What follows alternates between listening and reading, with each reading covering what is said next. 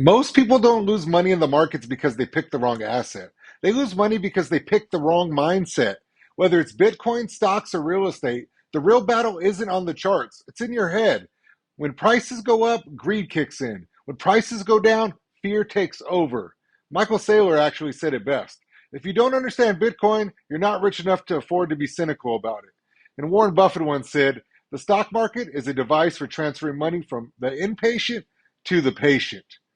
Let's dig deeper. Those two quotes perfectly sum up why 99% of investors fail and why 1% stay calm and build generational wealth. I want that to be you. What's up, family? It's Coach Masi, and you're locked into the Daily Hodl. This is where we break down the biggest financial news, Bitcoin insights, and market trends so you can stay informed, stay disciplined, and stay ready for opportunity. Let's dive in together right now. Every market cycle tells the same story, just with new names and bigger numbers. Prices surge, social media gets loud, everyone thinks they're a genius. Then the market dips, fear takes over, and the people sell at the worst time possible. That's not an investing problem, that's a psychological problem, actually. And I've been there before, so I'm teaching. Here's the truth, success in investing isn't about timing the market, it's about your temperament during volatility. When Bitcoin runs to 120,000, everyone suddenly becomes bullish. When it drops to 90,000, the same people say it's over. The market doesn't care about your emotions. It preys on them. That's why emotional investors get shaken out, while disciplined investors accumulate and hold, or in this case, hodl. Let's go back to those quotes for a second that I talked about at the beginning. Warren Buffett's wisdom applies perfectly to Bitcoin. The stock market is a device for transferring money from the impatient to the patient. That means if you're chasing every dip and pump, you're feeding the system that takes from the emotional and gives to the strategic. Now, Michael Saylor's quote, one of the biggest Bitcoin advocates there is and CEO of MicroStrategy, says Bitcoin is the apex property of the human race. He views Bitcoin as digital energy, something you store, not something you trade like a gambler does. And I talked about the casino all week this week. You see, Saylor understands something that most retail investors don't. Volatility is the price you pay for an asymmetrical upside. In other words, if you want the life-changing gains that Bitcoin has historically delivered, you got to be willing to endure the emotional roller coaster that comes with it. Now let's break down something that's killing investors today. Margin and leverage. They sound the same, but they're not. And let me explain what they are. You see, margin is when you borrow money from a broker or exchange to buy more of an asset than you can afford. If the trade goes your way, your gains multiply. But if it goes against you, even a little, your losses get amplified. And you can get liquidated very fast.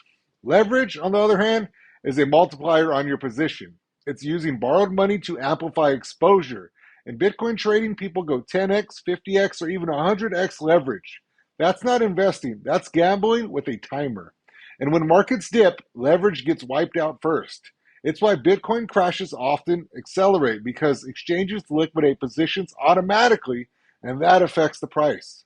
You see, the pros don't trade with high leverage. Institutions don't risk 50x bets. They accumulate, hedge, and wait. Remember this, leverage is how traders go broke fast.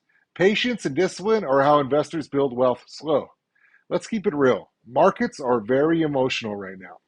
Bitcoin's been swinging hard. One day up 5%, the next day down 7%. Stocks are shaky, gold is spiking, and the headlines are designed to make you panic. But this is where mental discipline separates you from the herd. Every dip feels like the end of the world until the next rally makes new all-time highs. So what do? You zoom out. You study history. You understand that macro cycles move in waves. Fear, accumulation, euphoria, correction, repeat. And while most people panic, those with conviction prepare. Bitcoin doesn't reward fear. It never has and never will. It rewards faith, education, and strategy. This show isn't just about numbers. It's about mindset. Because financial freedom starts in your thinking. If you stay grounded, if you pray through your fear, if you lead your family with discipline, the market becomes just another tool, not a master. That's what Lead.Pray.Hodl is all about. You don't panic when others panic. You position when others procrastinate. So as Bitcoin continues to move through this next phase, Stay sharp, stay patient, and understand that volatility is the bridge between where you are and where wealth is built. So here's my question for you. How do you personally handle the emotional side of investing? Do you check the charts every hour, or do you zoom out and trust your plan? Drop your answers in the comments. I want to hear how you keep your peace during the chaos, especially like last week. And if you got value from today's episode, hit that like button, subscribe to this channel if you haven't already, do that right now, and share this with someone who needs to hear it right after you subscribe. Remember, this is not financial advice, it's for education and awareness only. That's your Daily Hodl. Stay sharp, stay disciplined, and as always, lead, pray, hodl. I'll see you in the next one.